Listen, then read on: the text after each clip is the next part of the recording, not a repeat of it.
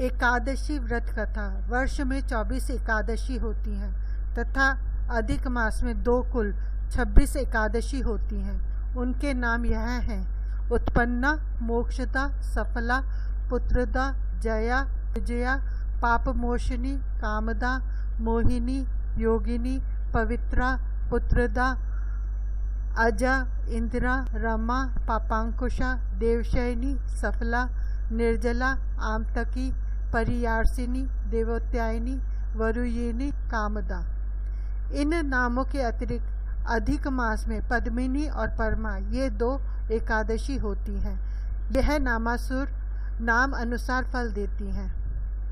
श्री सूत जी महाराज ब्राह्मणों से बोले, हे ब्राह्मणों, इस विधि युक्त उत्तम महात्म्य को श्री कृष्ण जी ने कहा था। विशेषकर जो इस व्रत की उत्पत्ति भक्ति से सुनते हैं वह इस लोक में अनेक प्रकार के सुख भोग कर अंत में दुष्प्राप्य विष्णु लोक को जाते हैं, विष्णु लोक को पाते हैं। पूर्व काल में श्री भगवान ने अर्जुन के प्रति एकादशी व्रत की उत्पत्ति विधि इत्यादि कही थी, सो उन्हीं के कथोपकथन रूप से मैं कहता हूँ। अर्जुन ने पूछा कि हे जनार्दन, जो रात्रि में उपवास करते हैं तथा एक समय भोजन करते हैं उन्हें कैसा पुण्य मिलता है और उस उपवास करने की विधि क्या है, सो अब आप कृपा करके कहिए। यह सुनकर श्री कृष्ण भगवान ने कहा कि सबसे प्रथम दशमी की रात्रि को दंत धावन करे, अर्थात दिन के 8वें प्रहर में जब सूर्य का तेज मंद पड़ जाए तो दंत धावन करना चाहिए और रात्रि को भोजन न करे। पुनः प्रातः काल निश्चिंत चित्त होकर संकल्प करे, मध्याह्न में भी संकल्प पूर्वक स्नान करे। नदी, तालाब और वापी कूप आदि में स्नान करना चाहिए। स्नान के पहले मृत्तिका स्नान अर्थात मिट्टी का चंदन लगाना चाहिए। स्नान करने व्रती पुरुष पतित, चोर, पाखंडी, मिथ्या, दूसरों का अपवाद करने वाला, देवता, वेद और ब्राह्मणों की निंदा करने वाला और जो अगम्य गमन करने वाला, दुराचारी, द्रव्य चुराने वाला, इन सबों से बात न करे। यदि देवता इनको देख ले तो इस पाप को दूर करने के लिए सूर्य को देखे। स्नान के अनंतर सादर, नैवेद्य आदि अर्पण करे। उस दिन निद्रा और मैथुन न करे। दिन तथा रात्रि नृत्य, गायन आदि सद्वार्ता से बितावे। भक्ति युक्त होकर ब्राह्मणों को दक्षिणा देवे और प्रणाम पूर्वक उनसे अपनी त्रुटि को क्षमा करावे। शुक्ल पक्ष की और कृष्ण पक्ष की एकादशी दोनों धार्मिकों के लिए समान है।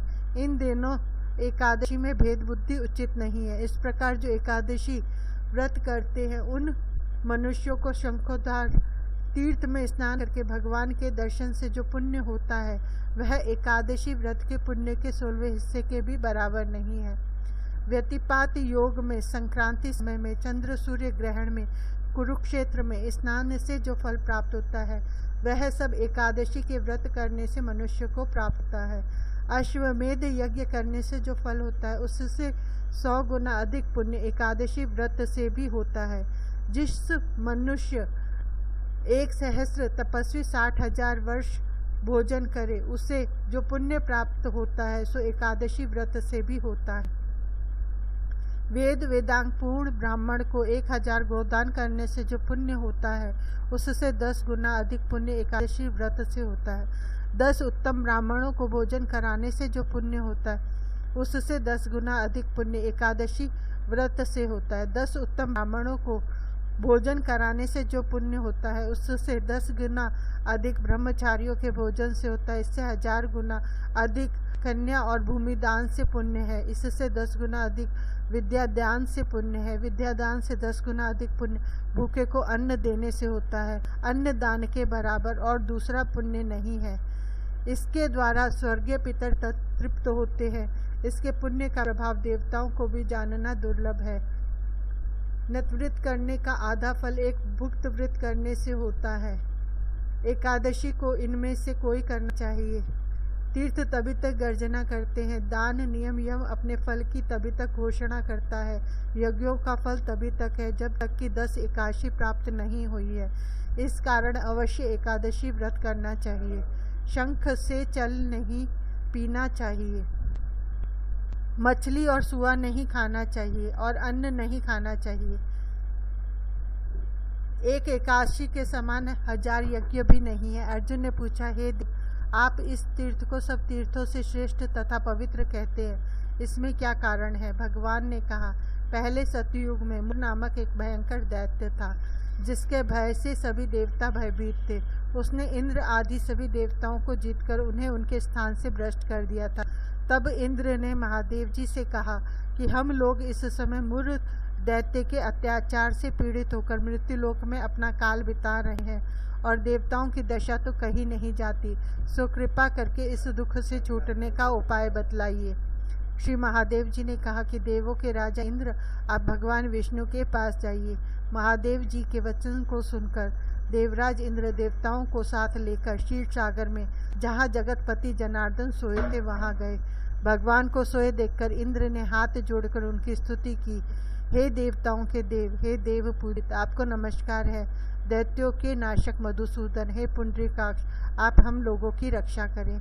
हे जगन्नाथ, दैत्यों से डरकर सब देवता मेरे साथ आपकी शरण में आए हैं, आप हम लोगों की रक्षा करें। आप इस जगत की स्थिति कर्ता, उत्पत्ति करता और संहार हरता है। आप देवताओं के सहायक हैं तथा उन्हें सुख देने वाले हैं। आप पृथ्वी हैं, आकाश है और संसार के प्राणियों के उपकारक हैं। आप ही संसार हैं तथा संपूर्ण त्रैलोक्य की रक्षा करने वाले हैं। आप देवताओं के सहायक हैं तथा उन्हें सुख देने वाले हैं। आप ही सूर्य, चंद्रमा, अग्नि, हव्य, मंत्र, तंत्र, यजमान, यज्ञ और समस्त कर्म फल भोक्ता ईश्वर भी हैं। इस संपूर्ण जगत में ऐसा कोई स्थान नहीं है जहाँ आप न होवे। हे शरणद आए हुओं के रक्षक, हे देव देव भगवान, आप हम लोगों की रक्षा करें। इस समय दानवों ने देवताओं को जीत लिया है और उन्हें स्वर्ग से निकाल दिया है। अब देवता लोग अपने स्थान को छोड़कर भूमि में मारे मारे फिरते हैं।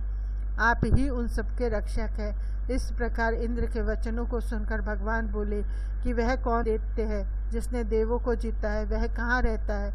उसका नाम क्या है और उसका बल क्या है? हे इंद्र, यह सब विस्तार पूर्वक कहिए तथा भय छोड़ दो। यह सुनकर इंद्र कहने लगे कि हे देव, पहले एक बड़ा भारी नाड़ी जंग नामक दैत्य था, जिसकी उत्पत्ति ब्रह्म वंश में थी और अपने बल से गर्वित होकर देवों को सर्वदा पीड़ित करता था। उसी का पुत्र मरु नामक दैत्य है, जिसकी राजधानी का नाम चंद्रावती है। वह नगरी अति सुंदर है। वह दैत्य अपने प्रखर वीर्य से संपूर्ण विश्व को जीतकर और देवताओं को देवलोक से निकालकर इंद्र, अग्नि, यम, वरुण और चंद्रमा आदि लोकपाल स्वयं बन बैठा है। स्वयं सूर्य बनकर जगत को तपा रहा है। स्वयं पर्जन्य मेघ बन गया है। इस कारण आप देवताओं के लिए दर्दमनीय दानव को मारकर देवताओं को विजयी बनाए। श्री भगवान इंद्र से अत्याचार सुनकर अत्यंत क्रुद्ध हुए तथा इंद्र को संबोधन करके बोले कि देवेंद्र, अब मैं आप लोगों को शत्रु भय से शीघ्र ही निर्मूल करूंगा और हे बलशाली देवों, आप लोग सब मिल चंद्रावती पुरी को जाओ। यह कह श्री भगवान भी पीछे पीछे चंद्रावती को गए। वहां जाकर देखा कि दैत्याधिप मुरु अनेक दैत्यों से परिवेष्टित होकर संग्राम भूमि में गरज रहा है। युद्ध प्रारंभ होने पर असंख्यात सहस्र दानव दिव्य अस्त्र शस्त्रों से सुसज्जित होकर लड़ने लगे। अंत में देवता लोग दानवों से लड़ न सके। तब दैत्यों ने देखा कि ऋषिकेश भगवान रणभूमि में उपस्थित हैं। उन्हें देखकर अनेक दैत्य अस्त्र शस्त्र से उन पर टूट पड़े। जब भगवान ने देखा कि देवता भाग गए हैं, तब शंख चक्र गदाधारी भगवान अस्त्र शस्त्रों से राक्षसों को विद्ध करने लगे। उन सर्प समान अस्त्रों से विद्ध अनेक दानव इस लोक से चिरदिन के लिए प्रस्थित हुए, परंतु दैत्याधिप निश्चल भाव से युद्ध करता रहा। भगवान जिन जिन अस्त्रों का प्रयोग उस पर करे, वह सब उसके तेज से कुंठित होकर पुष्प के समान उसके अंगों से मालूम पड़ते थे।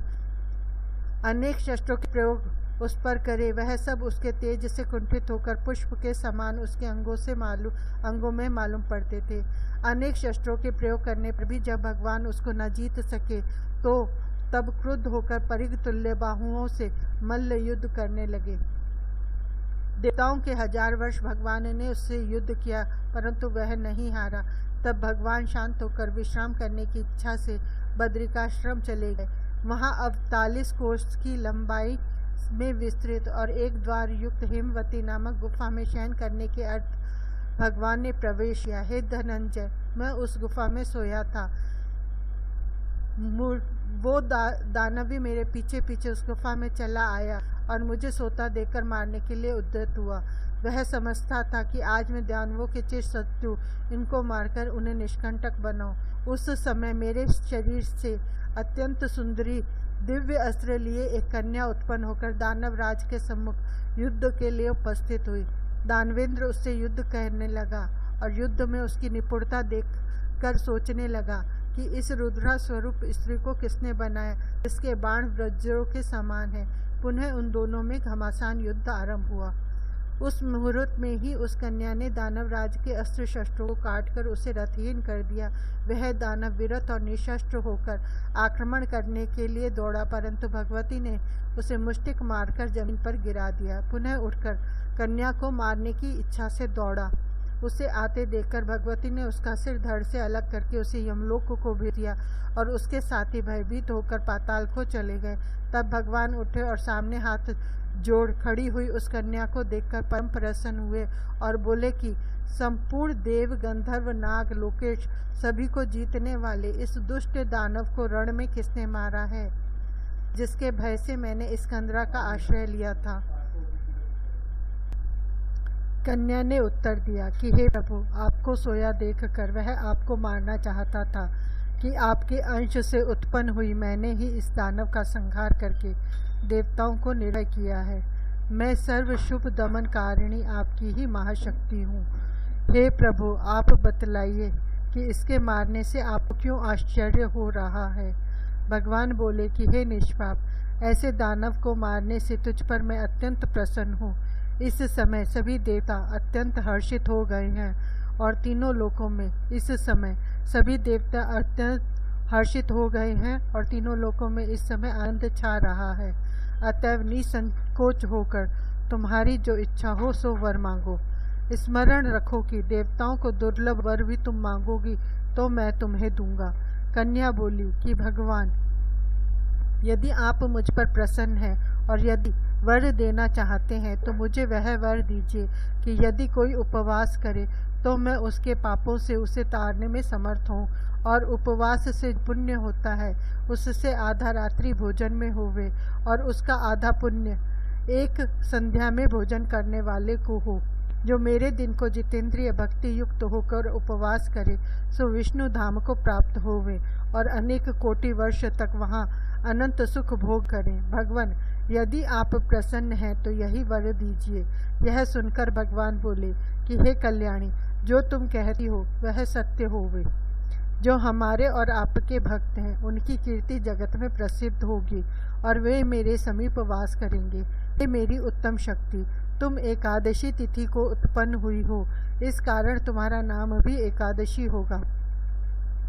एकादशी उपवास करने वाले के संपूर्ण पापों को दूर करके मैं उन्हें उत्तम गति दूंगा। विशेषकर अष्टमी, चतुर्दशी, एकादशी ये तिथियां मुझे अत्यंत प्रिय हैं। हे पार्थ, सब तीर्थों से, सब दानों से, सब व्रतों से अधिक पुण्य एकादशी तिथि में है। विष्णु भगवान इतना वर दे के वही अंतर्ध्यान हो गए और एकादशी तिथि भी वर पाकर परम संतुष्ट तथा हर्षित हुई। हे अर्जुन, जो मनुष्य एकादशी का व्रत करते हैं मैं उनके शत्रुओं का नाश करके अवश्य उत्तम पद देता हूँ। इस प्रकार एकादशी की उत्पत्ति हुई। यह नित्य एकादशी व्रत सब पापों को नाश करने वाला है। सब पापों को दूर करने और सब प्रकार के मनोरथ सिद्ध करने के लिए यह एक तिथि प्रसिद्ध है।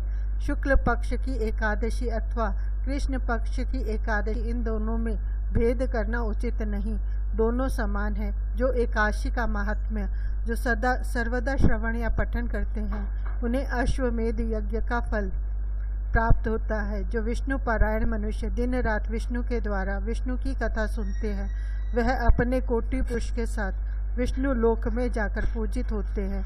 जो एकादशी महात्म्य का चतुर्थांश भी श्रवण करता है वह ब्रह्म हत्या पाप छूट जाते हैं। विष्णु धर्म नहीं है और एकादशी व्रत के समान दूसरा व्रत नहीं है।